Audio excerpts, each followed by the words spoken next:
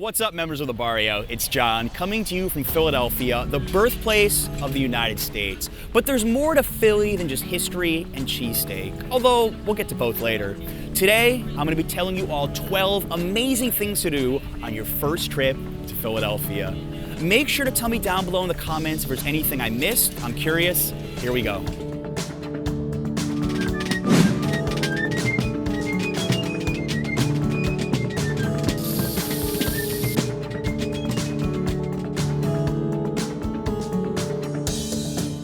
We're in front of Eastern State Penitentiary, which was one of the most influential prisons ever built in the entire world. You're gonna learn all about the history inside and some very famous inmates as well.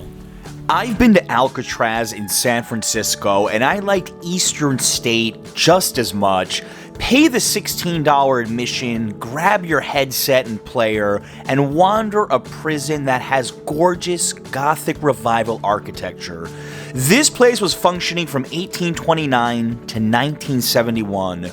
Wander the hallways and cell blocks and hear through your narrated tour what it was like to serve hard time here. There's many stories of this place being haunted, and looking at some of the abandoned areas, I wouldn't be surprised to see some ghosts. Remember I mentioned famous prisoners? None other than Al Capone served time at Eastern State, and his cell was a little bit different than all the others. There was also Pep the dog that was serving a life sentence for allegedly killing a cat.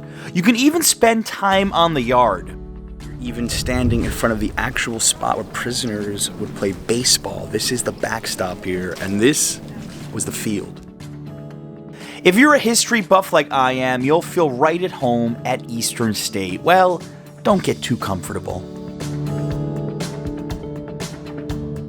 Of all the places that are Instagrammable on this list, Philadelphia's Magic Gardens has got to be on the top, and they're very unique as well. Magic may just be the right word to describe this place. Artist Isaiah Zagar transformed this urban space, creating mosaics using many recycled products like bottles, plates, even old dolls. $10 is the cost of admission, and I recommend you order online as this sells out frequently. The gardens are lined up in a way where you can take plenty of photos of one of Philadelphia's most unique public spaces. It's an ingenious concept, and we easily spent an hour wandering the many rooms and quirky corridors. Heck, even the bathrooms are full of mosaics. You can't escape just how cool it is. Even your dog will love it. Don't forget your camera. The handmade tiles and attention to detail are spectacular. Reading Terminal Market is one of the nation's oldest and largest food halls. With over 75 vendors inside, make sure to come hungry. I've been to food markets all over the world, and I think this one is my favorite. It's located on the ground floor of a historic building that was once a train shed. If you want to go with a classic, check out Denick's. They had by far the longest line, for good reason. Their roast pork sandwich is a thing of legend, topped with broccoli rabe and provolone. Team Adriana really enjoyed her meatball sandwich as well. But from Chinese to Cajun and all things in between, if you need a quick and delicious lunch in Philly, head to Reading Terminal Market. Thank me later. This is the tallest standing attraction in Philadelphia and a chance to see the city from high above. What trip to any city is complete without a bird's eye view? Take the express elevator 57 floors above street level, say hi to Ben Franklin, and admire an incredible view of Philly. Admission charge is $15 and totally worth it if you want to see Philadelphia from a different perspective. FISHTOWN is one of the hippest spots in Philly to go out at night. It's got a lot going on, from bars, live music, even breweries. We're gonna show you around a little bit. If you like the nightlife, FISHTOWN is your answer, with dozens of bars to suit any taste, and if your taste is vodka like mine, then Stateside Vodka Bar needs to be your first stop. This is more than just a vodka bar. They literally have a distillery inside. Take a tour with one of the super knowledgeable staff members, which of course ends with a free sample of some super smooth vodka. My favorite thing is how the whole cocktail menu is made with their own vodka, and their bartenders are experts. We enjoyed some of the best drinks we've had in a long time. If you're more of a beer drinker, then hit up Evil Genius just a few short blocks away. This place rocks. From the spacious outdoor garden to the ability to play Nintendo, I recommend getting a sampler of their house-crafted beer and find your favorite.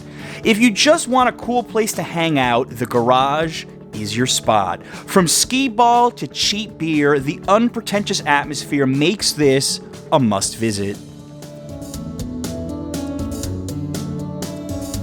This is one of Philadelphia's original 5 open space parks and an amazing place for families. Family fun indeed. Franklin Square is a great stop on a random day just to enjoy the fountain, mini golf, and carousel. But when the Chinese Lantern Festival has taken over, enjoy an incredible artistic display full of roaming panda bears and amazing decoration. Franklin Square is one of Philadelphia's best family-friendly locations. Make sure to bring the kids. Eating a cheesesteak in Philadelphia is one of the most iconic things you can do on your first trip here. There's a lot of great sandwiches in the city. Our choice is Geno's. You really can't go wrong here. Everyone has their favorite cheesesteak spot. Ours is Geno's, a classic South Philly staple. $10 gets you one of Philadelphia's most famous sandwiches. If you want to go classic, order it with Cheese Whiz, or let Geno's staff teach you how to do it. So we said a proper way to order is a whiz with. You know, provolone with, American with, but the whiz is the most popular. Thinly sliced ribeye with Cheese Whiz and onion. It's sloppy, it's stinky, it's heavenly. They call it the city of brotherly love, and my twin and I equally enjoyed our cheesesteaks. Team Adriana even had her first bite, and she's hooked. You can't say you've been to Philly unless you've had a cheesesteak, and Geno's is a great place to start. We're standing in front of the South 9th Street Italian Market, one of the oldest open-air markets in the United States. It runs approximately 10 blocks through South Philadelphia and has a little bit of everything. The Italian Market would be a great stop on a weekday afternoon. Located just north of Geno's, feel free to pair them if you still have any appetite left. Open since the 19th century, feel like a part of history as you pass vendor after vendor selling fresh fruits and veggies. There's still a lot of Italian influence evidenced by the many butcher shops and restaurants, but you can also find other countries like Greek food and tons of Mexican. Either way, make sure to put this famous market on your itinerary. The Ben Franklin Bridge is an iconic Philly site. This was once the longest suspension bridge in the world, and it's a great opportunity to get some exercise and see Philly from a different viewpoint away from the city. Named after one of Philadelphia's favorite sons, walk the 1.5-mile route that connects Philadelphia and Camden if you have the energy. We made it about halfway, the perfect excuse to take some unique photos and admire both the Camden and Philly waterfronts. There's nothing like a little fresh air, and as I said, if you're looking to walk off some of those sandwiches from your trip, this is as good a place as any to enjoy the city. There's more to Philly than just sandwiches. This town has plenty of diverse food offerings, and we're starting with a famous brunch at Soraya, a Lebanese restaurant that is equally classy and trendy. People come here just for the pastries, and our chocolate croissant was incredible, but our entrees really stole the show. From the minutia topped with beef, onion, and delicious spices, to the kofta kebab, which was some of the best beef we've ever had, make a reservation in advance for a brunch you won't soon forget. For an exciting old-school Italian dinner, we recommend Saloon. I love the antique atmosphere, but the food was equally as exciting.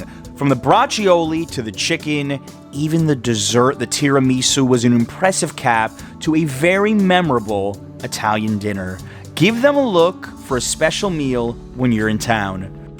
We couldn't leave out donuts. Federal Donuts is a Philly staple with 7 locations, also known for their fried chicken. Always save room for some donuts, and this chocolate glazed really hit the spot.